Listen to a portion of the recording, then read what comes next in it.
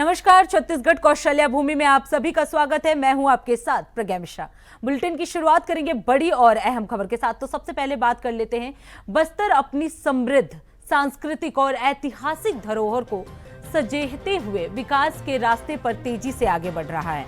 आपको बता दें, अब बस्तर के कोने कोने का विकास होगा और विकास के रास्ते में आने वाली सभी बाधाओं को दूर करेंगे।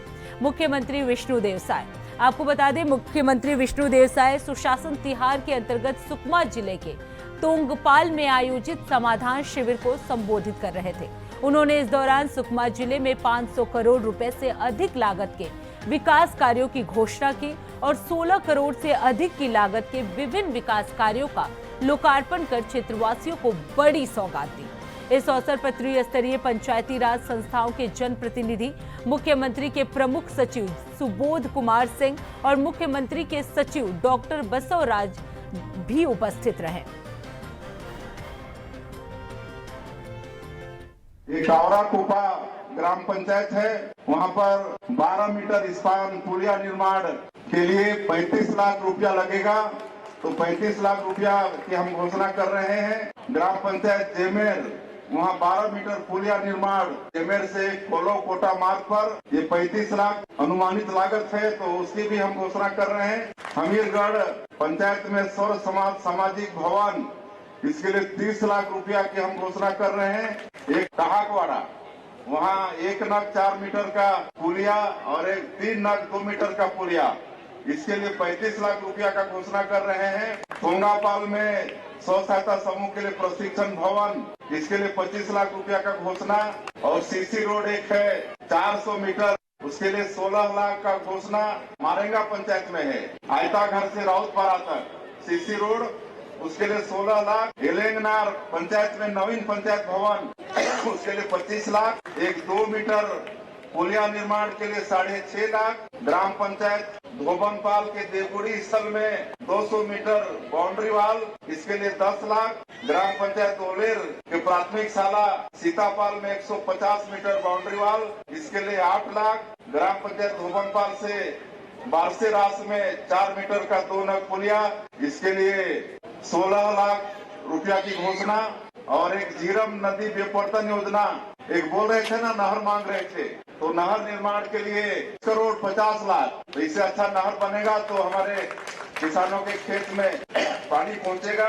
उसी तरह से इस सुकमा दंतेवाड़ा मार्ग 68 किलोमीटर है और जिसका उन्नयन करना है, इसके लिए 230 करोड़ रुपया लगेगा। तो 230 करोड़ रुपया का भी हम घोषणा कर रहे हैं। और झीरम एलंगनार रोड, इसकी भी घोषणा कर रहे हैं। अब तोंगपाल में एक भाई बताए कि बस स्टैंड भी ठीक नहीं है, तो तोंगपाल का बस स्टैंड को भी ठीक करवाएं।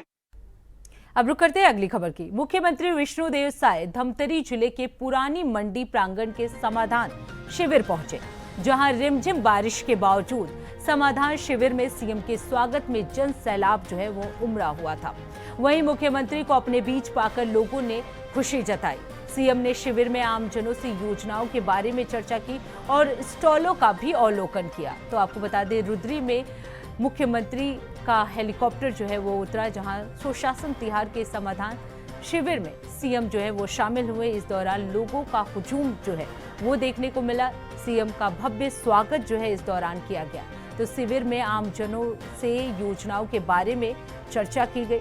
तो धमतरी पहुंचे हैं सीएम साय, जहां उन्होंने लोगों से बातचीत की। समाधान शिविर में वो शामिल हुए। इस दौरान उनका भव्य स्वागत किया गया। लोगों का हुजूम जो है इस दौरान देखने को मिला। इस दौरान आपको बता दें, सीएम ने स्टॉलों का भी अवलोकन किया।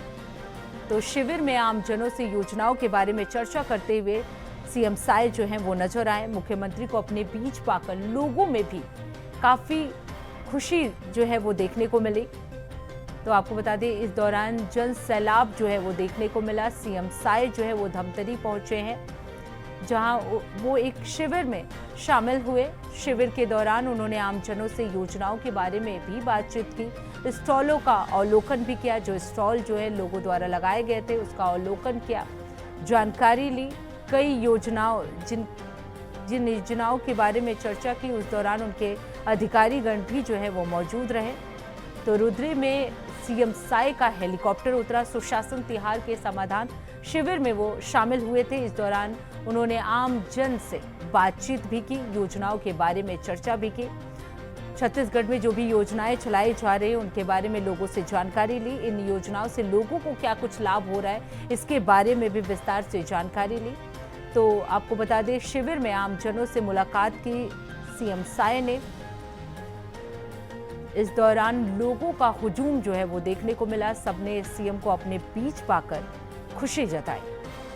तो शिविर में आमजनों से मुलाकात करते हुए सीएम साय जो है वो नजर आए। धमतरी में उनका हेलीकॉप्टर जो है उतरा था, जिसके बाद से लोगों ने उनका भव्य स्वागत किया। हजारों की संख्या में लोग जो है वहां मौजूद रहे सीएम साय से मुलाकात करने के लिए, उनकी जनसभा को सुनने के लिए। वहीं इस खबर पर ज्यादा जानकारी देने के लिए मनोज शुक्ला हमारे साथ जुड़ चुके हैं। मनोज, आज सुशासन तिहार के समाधान शिविर में सीएम साय जो है वो शामिल हुए। इस दौरान किन मुद्दों पर उन्होंने बातचीत की और लोगों का क्या कुछ माहौल रहा?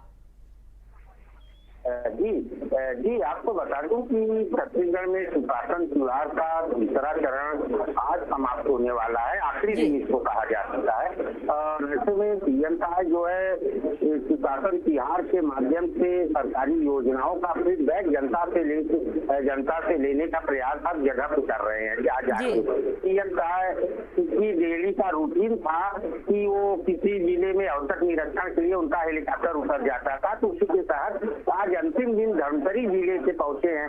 वहां पर वो सुशासन तिहार के माध्यम से समाधान शिविर लगाकर लोगों की समस्याओं का भी समाधान कर रहे हैं, साथ ही साथ लोगों से सरकारी योजनाओं का फीडबैक ले रहे हैं। तो ये माना जा सकता है कि ये छत्तीसगढ़ सरकार की एक अच्छी पहल मानी जा रही है, जिस प्रकार से और काफी सराहनीय रहा। तीसरा चरण आज समाप्त होने वाला है और सुशासन तिहार काफी सराहनीय रहा, जिसमें सुशासन तिहार के माध्यम से जनता की जो छोटी मोटी समस्याएं थी उसका निराकरण तत्काल मौके पर हो जाता था। इसके लिए सीएम साहब पूरा प्रयत्न। बिल्कुल मनोज, इस दौरान लोगों का क्या कुछ रिएक्शन रहा कि जब सीएम योजनाओं के बारे में बातचीत कर रहे थे? जी प्रज्ञा, देखिए प्रज्ञा, जब सीएम साहब का हेलीकॉप्टर औचक निरीक्षण के लिए किसी भी जिले में उतरता था तो लोगों में एक खुशी का माहौल होता था कि हमारे बीच हमारे प्रदेश की मुखिया आ गए हैं। उनसे जो जनता की जो छोटी मोटी समस्याएं रहती, जैसे किसी का राशन कार्ड बनना है, किसी के आधार कार्ड की समस्या आ रही, किसी के आयुष्मान कार्ड की समस्या, किसी का जात प्रमाण पत्र की समस्या, इन तमाम चीजों का निराकरण सीएम साहब के पहुंचते ही वहां पर हो जाता था। वो अपनी दुख दर्द सीएम साहब से साझा करते थे। तो सुशासन तिहार के माध्यम से जो समाधान से शिविर लगाए जाते थे उसका सीधा सा मकसद ये था कि जनता से रूबरू होकर, जो चाहे वो मुखिया मुख्यमंत्री महोदय हो, चाहे वो प्रदेश के जो भी मंत्रीगण, सबको अलग अलग जो है वो दिया गया था कि आप लोग अपने समाधान शिविर के माध्यम से लोगों की समस्याओं का निदान करें। तो ऐसे में मनोज, अगर बात की जाए, क्योंकि जैसा कि आपने बताया कि 3 फेज में सुशासन तिहार जो है वो चलाया जा रहा था, आज उसका आखिरी दिन था। ऐसे में सीएम साय जो है हर जिलों में जाकर मुलाकात करते हुए नजर आए। तो कितना सफल माना जा सकता है ये सुशासन तिहार जो 1 महीने तक चला था? जी प्रज्ञा, बिल्कुल प्रज्ञा, देखिए सुशासन तिहार के माध्यम से लोगों की काफी समस्याओं का निदान हुआ है। शासन की योजनाओं का फीडबैक, देखिए कहीं भी जब प्रदेश का मुखिया जाता है, जनता से रूबरू होता है, तो निश्चित रूप से वो जनता से जानकारी हासिल करने के लिए वो जो है औचक निरीक्षण करते थे। बिना किसी जानकारी को उनका हेलीकॉप्टर कहीं किसी भी जिले में उतर जाता था। तो इससे जो है जनता के बीच में भी एक खुशी की बात देखने को मिल रही थी। और साथ ही साथ मुख्यमंत्री विष्णुदेव साय को ये जानकारी मिलती थी, सीधे जनता से फीडबैक लेते थे कि शासन की योजनाओं का लाभ उन तक पहुंच रहा है, जमीनी स्तर पर कितना काम हो रहा है कि नहीं हो रहा है। इन सब तमाम बातों से खुद प्रदेश का मुखिया रूबरू हो रहे थे। तो निश्चित रूप से कहीं न कहीं सुशासन तिहार छत्तीसगढ़ सरकार की विष्णुदेव साय नेतृत्व की सरकार के लिए काफी सराहनीय पहल रही है, जिसमें जो है जनता की आम समस्याओं का निदान तत्काल होता था। तो निश्चित रूप से इसे सफल माना जा सकता है। प्रज्ञा जी बिल्कुल मनोज, अगर क्या इस दौरान सीएम साय ने अधिकारियों को भी कुछ निर्देश दिए? जी बिल्कुल प्रज्ञा, कई जिलों में अधिकारियों को फटकार भी लगाई है। तो कई जिलों में अधिकारियों का तबादला भी कर दिया गया सीएम साहब के निर्देश पर। तत्काल जो है जनता की समस्याओं को लेकर सीएम साहब जो है व्यक्तिगत रूप से मॉनिटरिंग कर रहे थे। तो ऐसे में निश्चित रूप से कई जगहों पर अधिकारियों को जो है टर्मिनेट भी कर दिया गया। तो इन तमाम बातों से थोड़ा भी इसका असर जो है काफी अच्छा प्रभाव पड़ता है। निश्चित रूप से प्रज्ञा देखने वाली बात होगी कि जब प्रदेश का मुखिया खुद जनता के बीच में जा रहा है तो वहाँ फीडबैक जनता से ले रहा है, शासन की योजनाओं की जानकारी ले रहा है कि जमीनी स्तर से कितना काम हो रहा है कि नहीं हो रहा है, इससे जनता खुद उनको सामने बात हो रही है। तो निश्चित रूप से कहीं ना कहीं इससे जो है सरकार के लिए भी, जनता में भी एक विश्वास पैदा होता है और साथ ही साथ सरकार के लिए भी अच्छा माना बिल्कुल जाता है। मनोज, इस तरह जनता में भी विश्वास पैदा होता है जब खुद सीएम जमीनी स्तर पर उतरते हैं और लोगों से बातचीत करते हैं, क्या कुछ योजनाएं हैं उनके बारे में चर्चा करते हैं। मनोज, आप बने रहिएगा, आगे भी आपका रुख करेंगे। अब रुक कर लेते हैं अगली खबर की। राजधानी के मदोहा पारा थाना में उस समय हड़कंप मच गया जब एक युवक ने ब्लेड से अपना गला काट दिया। आपको बता दें, गंभीर हालत में युवक को अस्पताल में भर्ती कराया गया, जहां उसकी हालत जो है अभी खतरे से बाहर बताई जा रही है। युवक का नाम सूरज है, जो नशे का आदी था। आपको बता दें, इस घटना का वीडियो जो है वो सोशल मीडिया पर तेजी से वायरल हो रहा है। वहीं जानकारी के अनुसार ये युवक मौदहरा पारा थाना क्षेत्र पहुंचा था, जहां मौजूद पुलिसकर्मियों ने कहा कि उसे मरना है और युवक ने अपने हाथ में रखे ब्लेड से अपने गले पर वार कर दिया। युवक को लहूलुहान हालत में पुलिस ने महकारा अस्पताल में भर्ती कराया, जिसके बाद उसकी हालत जो है वो गंभीर बताई जा रही है। तो राजधानी के थाने में आत्महत्या की कोशिश जो है वो एक युवक द्वारा की गई। ब्लेड से गला काट लिया युवक ने, जिसके बाद से पुलिस कर्मियों ने उसे अस्पताल में भर्ती कराया, जिसकी हालत जो है अभी गंभीर बताई जा रही है। तो आपको बता दें, राजधानी के थाने में यह आत्महत्या की कोशिश जो है युवक द्वारा की गई है। पुलिस थाने में यह आत्महत्या की कोशिश की गई। युवक ने ब्लेड से अपने गले को काट लिया। वहीं इस खबर पर ज्यादा जानकारी देने के लिए मनोज शुक्ला हमारे साथ जुड़े हुए हैं। मनोज, एक अजीब घटना एक बार फिर से छत्तीसगढ़ में देखने को मिला है। राजधानी के थाने में आत्महत्या की कोशिश जो है वो एक युवक द्वारा की गई। वजह क्या थी इस आत्महत्या की? जी भैया, आपको बता दूं, जिस समय ये राजधानी में स्थित मुदहापारा थाना में मामला ये हुआ है, उसकी पूरी चर्चा का विषय बन गया कि थाने में आदमी आत्महत्या करने का प्रयास कर रहा है। लेकिन जब उसका खुलासा हुआ, उसकी जानकारी लोगों को, तो जो सुरेश नामक व्यक्ति था वो थोड़ा सा मानसिक रूप से विकसित बताया जा रहा था। तो जानकारी ये सामने निकल कर आई। लेकिन जिस समय ये घटना घटी, पूरे राजधानी क्षेत्र में चर्चा का विषय बन गया था। इसका जो है वीडियो भी सोशल मीडिया पर तेजी से वायरल हो रहा था और इसको कहा जा सकता है पूरा हड़कंप सा मच गया था कि थाने में कैसे को हर आदमी जानने की इच्छुक था, थाने में कैसे कोई आत्महत्या करने का प्रयास करता, क्या वजह थी, ये सब बातों को लेकर ये राजधानी में चर्चा का विषय बन गया था। लेकिन वही आनंद फानंद में पूरे थाने के लोगों में भी हड़कंप मच गया था कि थाने के अंदर घुसकर ब्लेड से अपने गला को काट लिया। पुलिस की सक्रियता से उसे तुरंत तत्काल जो है मेटाहारा अस्पताल में भर्ती कराया गया, जहाँ पर उसकी हालत। मनोज, क्या पुलिस द्वारा उकसाने की कोशिश की गई थी उस युवक को, जिसकी वजह से उसने अपने गले को काटा था, या फिर वो सिर्फ मानसिक स्थिति की वजह से ऐसी हरकत करते हुए नजर आया?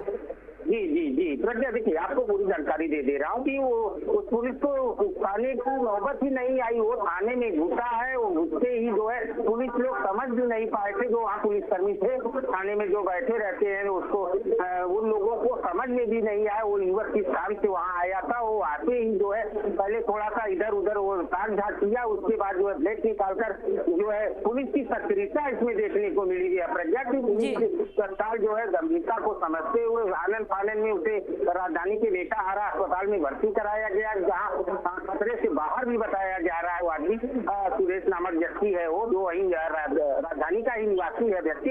लेकिन जो जानकारी सामने निकल कर आई, पुलिस द्वारा जो जानकारी दी गई, उसके भाई ने भी यह बताया कि वो थोड़ा सा मानसिक रूप से विकसित है। तो ऐसे में जो है कोई भी आदमी थाने में गया है, इस प्रकार से हरकत कर लिया है, तो कहीं इसमें पुलिस वालों की गलती नहीं मानी। हाँ, पुलिस की सक्रियता जरूर देखने को मिली कि सरकार अगर पुलिस सक्रियता नहीं दिखाई। बिल्कुल मनोज, उनके परिवार की तरफ से कोई बयान सामने आया है या कुछ कहा गया हो, ऐसी कोई जानकारी?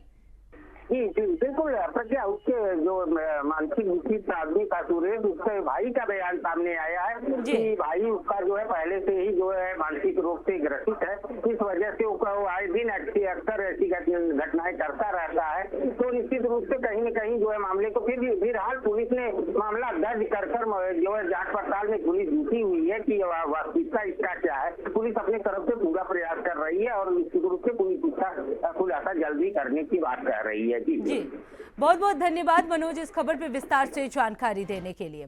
अब रुक कर लेते हैं अगली खबर की। खबर भानु प्रतापपुर से है, जहां परवी मार्ग में सड़क और पुलिया निर्माण में लापरवाही और भ्रष्टाचार का मामला उजागर हुआ। आपको बता दें कि पहली बारिश में ही सड़कें और पुलिया जो है वो ढह गए।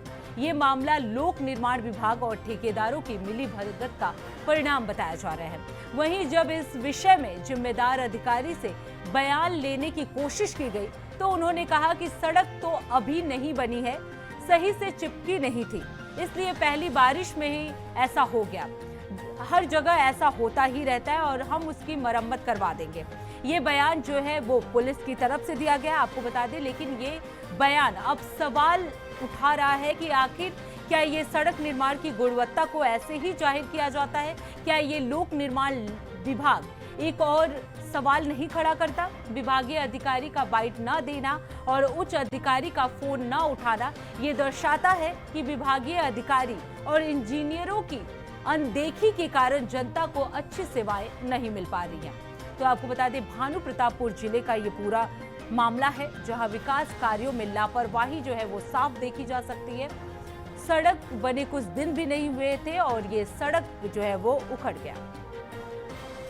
ग्रामीणों से जानकारी प्राप्त हो रही है कि कुल्हाड़ कट्टा और परवी पहुंच मार्ग जो अभी वर्तमान में नया बना हुआ है, वहां पर ये देखने को मिल रहा है कि पुलिया के इर्द गिर्द जो मुर्मीकरण अप्रोच मार्ग बना हुआ है, वहां पर सिर्फ एक दिन की बरसात, कल या परसों की बरसात, 2-4 दिन पहले और बरसात हुई थी, उन्हीं बरसात से आधा और पौन घंटे की बरसात में ही वो मुरुम बहकर नीचे हो रही है, पुलिया के किनारे से बह जा रहा है। तो कहीं ना कहीं इस सड़क की गुणवत्ता पर प्रश्न उठाता है कि कार्य अच्छा नहीं हुआ है और पीडब्ल्यूडी विभाग को इस पर ध्यान देना चाहिए कि तत्काल प्रभाव से जो कार्य गलत किया गया है उसे सुधार कर देना चाहिए, आवागमन में कोई दिक्कत ना हो।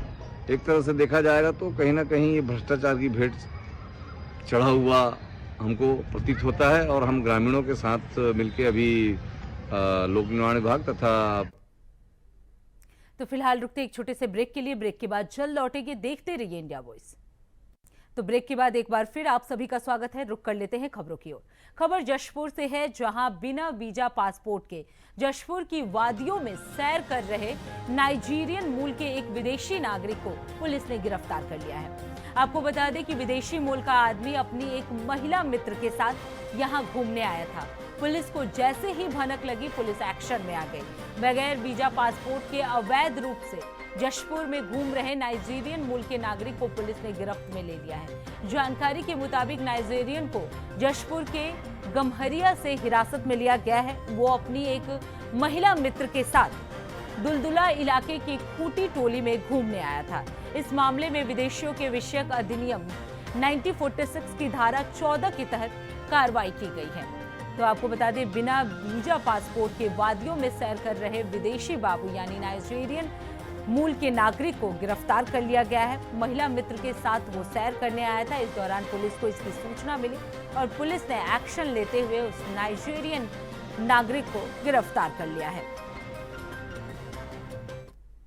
कल कोतवाली पुलिस को यह सूचना मिली कि एक व्यक्ति जो कि विदेशी मूल का दिख रहा है वो यहाँ पर घूम रहा है। इस सूचना पर पुलिस की टीम वहां गई और उसे थाने में लेकर आया गया और उससे वैध दस्तावेज, पासपोर्ट और वीजा की मांग की गई, लेकिन इसके पास भी कोई वैध दस्तावेज नहीं थे।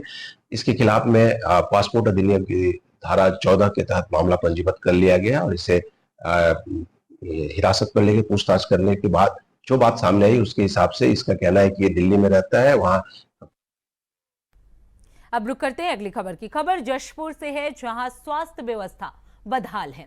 आपको बता दें, हजारों मरीज जो हैं वो भटकते हुए नजर आ रहे हैं। सिर्फ नाम के लिए आपातकालीन सेवाएं हैं, जहां मौके पर ना डॉक्टर है ना ही कोई नर्स। आपको बता दें सीएम के गृह जिले में भी कर्मचारी का बिल्कुल भय नहीं है। सीएम के गृह घर में स्वास्थ्य व्यवस्थाएं जो हैं वो पूरी तरह से बदहाल पड़ी हुई हैं। स्वास्थ्य सुविधाओं का हाल बेहाल है। दर्जनों मरीज जो हैं वो भटकते हुए नजर आ रहे हैं। वहीं मौके पर ना कोई डॉक्टर मौजूद है, ना ही कोई स्टाफ।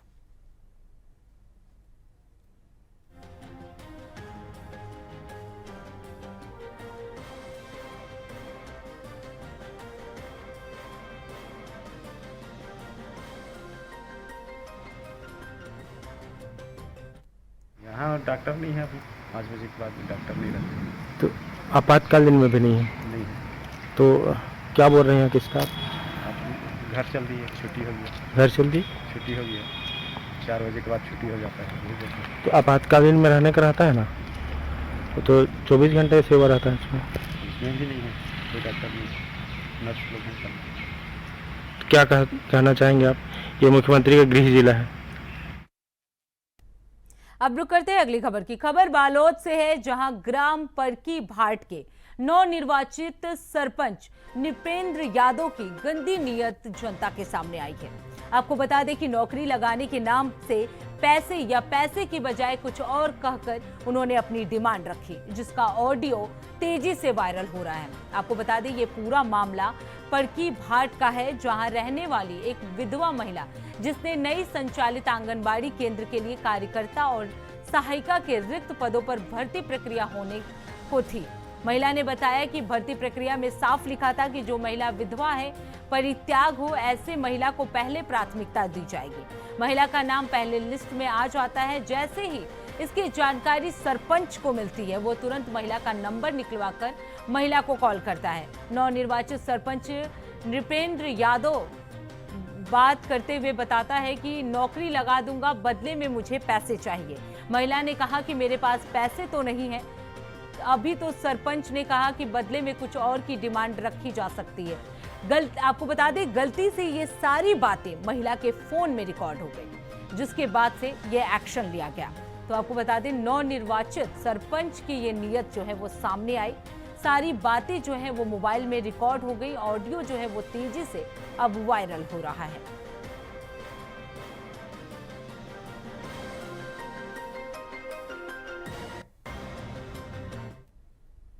अब रुक करते हैं अगली खबर की। खबर रायपुर से है, जहां बारिश और तेज हवाओं के चलते तापमान में गिरावट दर्ज की गई है, जिससे लोगों को भीषण गर्मी से राहत भी मिली है।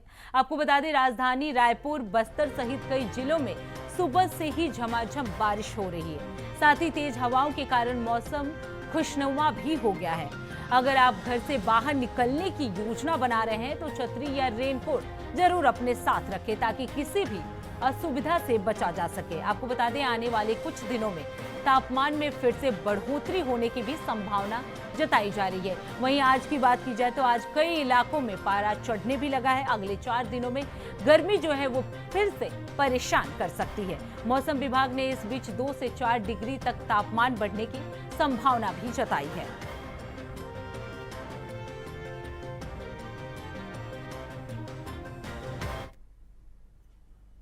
अब रुक करते हैं अगली खबर की। बलौदाबाजार जिले के कलेक्टर दीपक सोनी के नेतृत्व में अवैध रेत खनन के खिलाफ कार्रवाई जो है वो लगातार जारी है।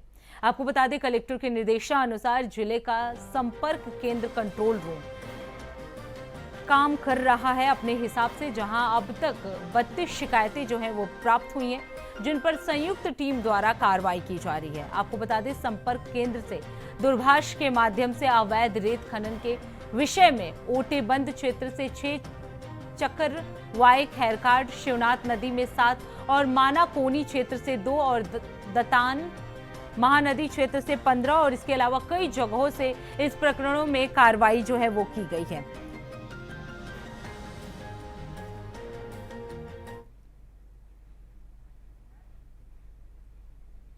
अब रुक करते हैं अगली खबर की। खबर बलौदाबाजार से है, जहां पुलिस अधीक्षक भावना गुप्ता के द्वारा समाधान सेल 9479220392 पर व्हाट्सएप और कॉल कर गांव में अवैध रूप से अवैध शराब बनाना, जुआ खेलना, गुंडागर्दी करना, गांजा बेचने वालों की शिकायत करने पर तत्काल और त्वरित कार्रवाई की जा रही है। आपको बता दें शिकायतकर्ता का नाम भी इस दौरान गोपनीय रखा जा रहा है। ये नंबर एसपी के पास स्वयं है। स्वयं एसपी भावना गुप्ता इसकी मॉनिटरिंग करती नजर आ रही है और उस स्थान पर थाने के प्रभारी को भेजकर अपराधी के खिलाफ सख्त कार्रवाई भी कर रही है, जिससे गांव में अशांति का माहौल ना हो और अवैध काम जो है उस पर पूरी तरह से पाबंदी लगाई जा सके। तो ये बड़ा कार्य जो है किया जा रहा है। अब रुक करते हैं अगली खबर की। खबर बलौदा बाजार से है, जहां गांव पंदहा में गुरुवार शाम आकाशीय बिजली गिरने से घायल हुए लोगों का हालचाल जानने के लिए छत्तीसगढ़ सरकार के राजस्व मंत्री टंकाराम वर्मा शुक्रवार को यानी आज जिला अस्पताल बलौदा बाजार पहुंचे, जहां उन्होंने भर्ती घायलों और उनके परिजनों से मुलाकात की और उनके स्वास्थ्य की जानकारी ली। वहीं मंत्री वर्मा ने बेहतर इलाज का भरोसा दिलाते हुए सभी को हर संभव सहायता का आश्वासन भी दिया।